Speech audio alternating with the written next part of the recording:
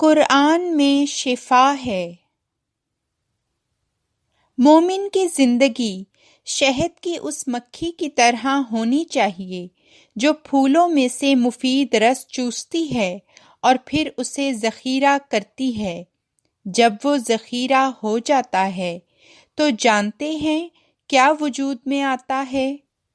مفید شہد، جو کہ انسانی جسم کے لیے ایک شفا بھی ہے۔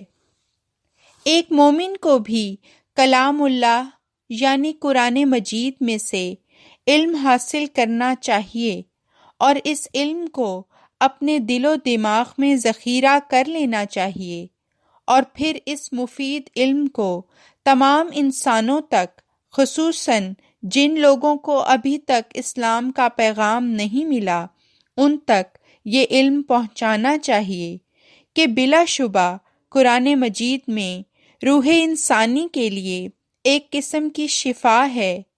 یہ ہمیں ہمارے خالق سے جوڑتا ہے۔ یہ ہمارے دل میں ہمارے رب کی محبت اور یقین کو مضبوط کرتا ہے۔ قرآن ایک نور اور ہدایت ہے۔ شہد کی مکھی کے شہد بنانے میں عقل والوں کے لیے بڑا سبق ہے۔ شہد کی مکھی محنتی اور مستقل مزاج ہے۔ وہ ٹیم ورک سے وہ کام سر انجام دیتی ہے جو بظاہر اس کے وجود پر نظر ڈالیں تو ناممکن نظر آتا ہے۔ آج امت مسلمہ کو بھی شہد کی مکھی سے کچھ سیکھنا چاہیے۔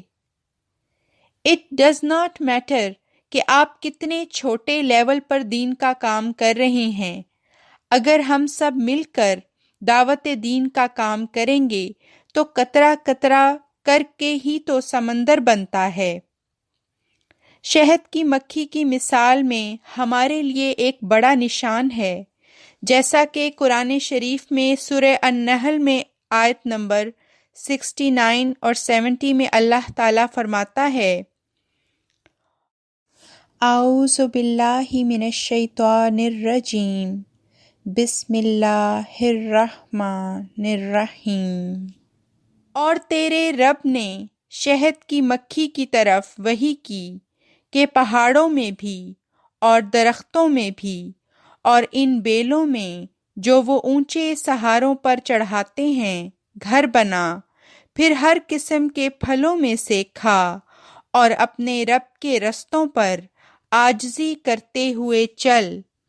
ان کے پیٹوں میں سے ایسا مشروب نکلتا ہے جس کے رنگ مختلف ہیں، اس میں انسانوں کے لیے ایک بڑی شفا ہے۔ یقیناً اس میں غور و فکر کرنے والوں کے لیے بہت بڑا نشان ہے۔ ہمیں بھی اللہ کے راستے پر عاجزی کرتے ہوئے چلتے جانا ہے، خدا کی طرف جھکتے ہوئے، استقامت کی دعا کرتے ہوئے قرآن کا علم حاصل کرنا ہے اور اس علم کو اتنا سیکھنا ہے کہ ہمارے دل اس کو جذب کر لیں اور پھر یہ علم عمل صالح بن کر ظاہر ہوگا اور ہر سکھانے والا اپنے ہی انداز میں سکھائے گا۔